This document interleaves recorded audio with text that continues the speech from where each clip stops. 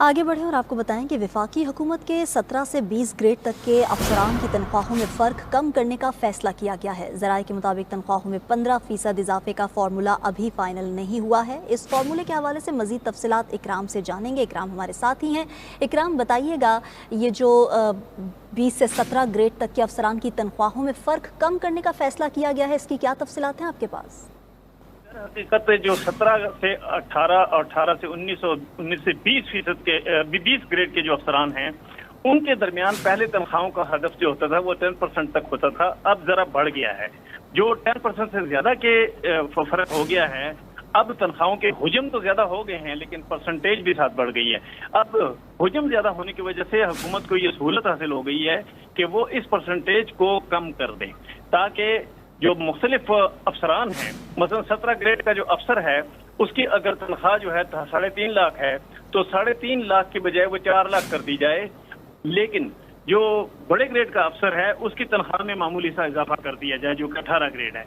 इनकी तनख्वाहों में 15% इजाफे का फार्मूला अभी फाइनल तो नहीं हुआ, लेकिन तनख्वाहों और पेंशन में तब्दीली बजट से 4 दिन पहले तक फाइनल नहीं हो सकी। 4 तजावीज फाइनल होने में 3 माह लग गए। एक 16 ग्रेड के मुलाजिमीन को तनख्वाहों में फर्क का मसला तूल पकड़ गया। ये फर्क हाल ही में 30% तक बढ़ चुका। जी बेहतर इकराम, होती तफसीलन अपडेट करने के लिए शुक्रिया आपका। अस्सलाम वालेकुम वरहमतुल्लाहि वबरकातुहू। सरकारी मुलाजमीन और पेंशनर्स के लिए ब्रेकिंग न्यूज़ है जी। आज गवर्नमेंट ऑफ पाकिस्तान की जानब से 4 तजावीज़ात जो है वो फाइनल कर ली गई हैं और तकरीबन तमाम मीडिया इसको रिपोर्ट कर रहा है। और डेफिनेटली अगर तमाम मीडिया रिपोर्ट कर रहा है तो इसमें कोई बात तो होगी, और कुछ खबरें गलत भी हैं जिस वजह से लोग काफ़ी परेशान हैं। तो आज इस वीडियो के अंदर हम उन जो गलत चीज़ें हैं उनको ठीक करने की भी कोशिश करेंगे। सबसे पहले जी हम बात करते हैं जी, यहाँ पे जो पहली खबर है वो ये है कि जी ग्रेड 1 से 16 तक के मुलाजमीन के लिए 30% डिस्पैरिटी अलाउंस है जी। और ग्रेड 17 से 22% 22 तक के मुलाजमीन के लिए 15% इजाफे की तजवीज़ दी गई है। एक और ख़बर यहाँ पे आपके सामने रखता हूँ मैं। ग्रेड 1 से 16 तक के मुलाजमीन के लिए 30% डिस्पैरिटी अलाउंस है, और ग्रेड 17 से 22 के मुलाजमीन के लिए 15% तनख्वाह में इजाफे की तजवीज़ दी गई है। तो इस खबर से लोग ये समझ रहे थे कि जी जो ग्रेड 1 से 16 के मुलाजमीन हैं उनको तो DRA मिलेगा, लेकिन इनको अडहाक नहीं दिया जाएगा। और ग्रेड 17 से 22 के मुलाजमीन को जब वो अडहाक दिया जा रहा है और इनको DRA नहीं दिया जाएगा। और ऐसा कुछ हद तक ठीक भी था, क्योंकि गुज़िश्ता जो 2 साल थे उनके अंदर जितना भी DRA दिया गया था वो तमाम ग्रेड के मुलाजमीन को यकसां तौर पे तकसीम किया गया था। किसी के अंदर मुख्तलिफ नहीं रखा गया था जी, ग्रेड 1 से 10 के लिए 30% है तो ग्रेड 10 से आगे के लिए जो है वो मुख्तलिफ होगा। तो सब के लिए एक ही किस्म का जो है वो डिस्पैरिटी अलाउंस दिया गया था।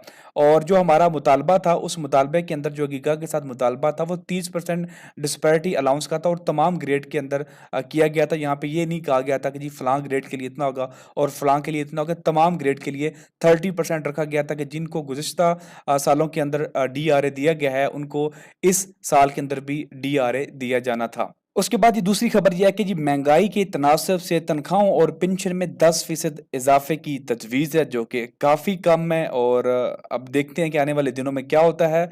और साथ में एक और ये खबर भी है जी, गुज़िश्ता 2 एडहाक तनख्वाहों में से एक एडहाक तनख्वाह को ज़म करने की भी तजवीज़ है। अब ये खबर अपने आप में गलत है, क्योंकि गुज़िश्ता 2 एडहाक नहीं है बल्कि 3 एडहाक हैं, और यहाँ पे 2 एडहाक में से एक को ज़म करने का कहा गया है।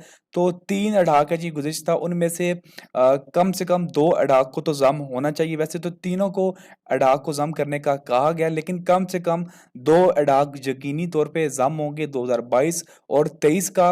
और एक और खबर भी यहाँ पे है किसी दूसरे चैनल की, जिसके अंदर यहाँ पे क्लियरली कहा गया कि जी 2022 के एडहाक अलाउंस को बुनियादी तनख्वाहों में ज़म करने की तजवीज़ है। अगर ऐसा होता है तो फिर पार्लियामेंट के सामने ऑलरेडी एहतजाज की कॉल दी जा चुकी है, क्योंकि सिर्फ एक एडहाक जो कि 2022 का जो कि सबसे कम है उसको ज़म करने का कोई फ़ायदा नहीं है।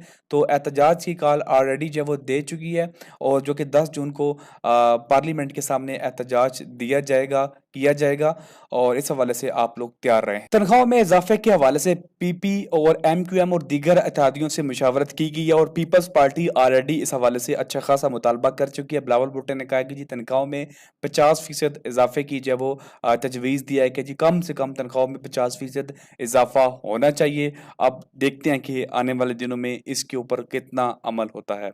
इसके अलावा तनख्वाहों में इजाफे के लिए जो हतमी फैसला है वो बजट से कबल काबीना इजलास में कर लिया जाएगा।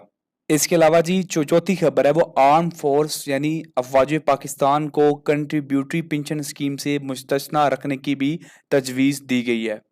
और ये भी याद रखिए ये फॉरएवर नहीं है। पिछले साल 2024 के अंदर ये जो कंट्रीब्यूटरी पेंशन स्कीम मुतारफ करवाई गई थी जिसके तहत 1 जुलाई 2024 से जो नए वफाकी मुलाजमीन भर्ती हो रहे हैं उनकी तनख्वाह से 10% जो है वो डिडक्शन की जा रही है, जो कि 10% पंजाब में, वफाक में, केपीपी में, तकरीबन तमाम सूबों में ये अप्लाई हो चुकी है। तो उस वक्त ये फैसला किया गया था कि अफवाज पाकिस्तान के ऊपर इस कंट्रीब्यूटरी पेंशन का इतलाक जो है वो 1 जुलाई 2025 से होगा, लेकिन क्योंकि अभी पिछले दिनों में जंग के हालात थे तो यहाँ पे 1 साल का अफवाज पाकिस्तान को रिलीफ दिया जा रहा है कि इसकी तजवीज़ है कि ये इसको 1 जुलाई 2026 से जब वो नाफुज़ुल अमल किया जाए। अभी फ़िलहाल ये तजवीज़ है, अब देखते हैं कि आने वाले बजट के अंदर इसके ऊपर अमल होता है या नहीं होता है। तो ये थी आज के हवाले से 4 तजावीज़ात। उम्मीद करता हूँ वीडियो अच्छी लगी होगी। मज़ीद वीडियोज़ के लिए चैनल को सब्सक्राइब करना मत भूलिएगा। शुक्रिया।